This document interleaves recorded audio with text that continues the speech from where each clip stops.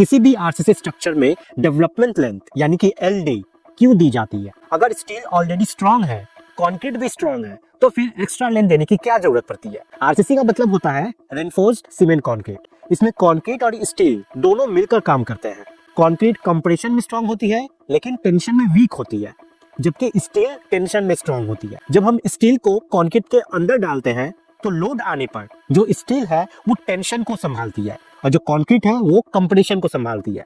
लेकिन ये तभी पॉसिबल है जब स्टील और कंक्रीट एक दूसरे के साथ परफेक्टली बॉन्ड बना के काम कर सके। स्टील और कंक्रीट आपस में ग्लू से नहीं जुड़े हुए होते हैं, बल्कि उनके बीच बॉन्ड 3 तरीके से डेवलप होती है। पहला है केमिकल एडेशन, दूसरा है फ्रिक्शन और तीसरा है मैकेनिकल इंटरलॉकिंग, जो कि स्टील पे रिब्स के मौजूद होने की वजह से मिलती है। अगर ये बॉन्ड वीक हो गया तो स्टील कंक्रीट के अंदर स्लिप करने लगेगी और जैसे ही स्टील स्लिप करेगी आरसीसी मेंबर फेल हो जाएगा। यही बॉन्ड एंश्योर करने के लिए आरसीसी स्ट्रक्चर में डेवलपमेंट लेंथ दी जाती है।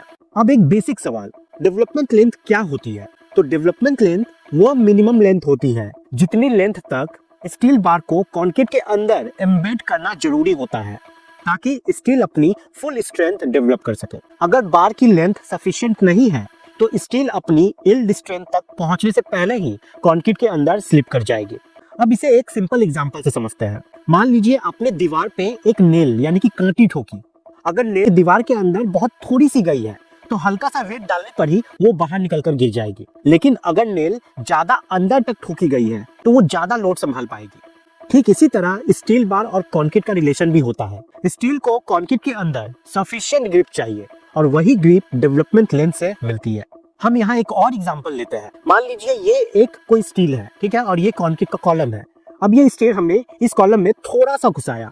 अब हम लोग खींच रहे हैं, जोर से खींच रहे हैं, लेकिन ये निकल गया। इसका मतलब हमने जितना घुसाया था वो सफिशिएंट नहीं था।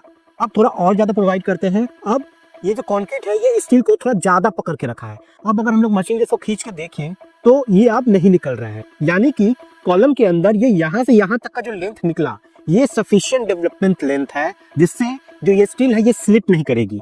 तो ये सेफ डेवलपमेंट लेंथ हमारा हो गया। इसी को डेवलपमेंट लेंथ बोलेंगे।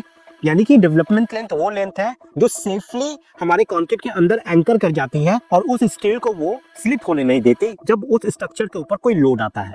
अब अगर इंटरव्यू में आपसे पूछा जाए कि why development length is required in RCC structure, तो इसका बेस्ट आंसर होगा development length is required to ensure proper bond between steel and concrete so that steel can develop its full strength without slipping and load can be safely transferred। याद रखें, development length देना कोई extra safety नहीं बल्कि minimum requirement है।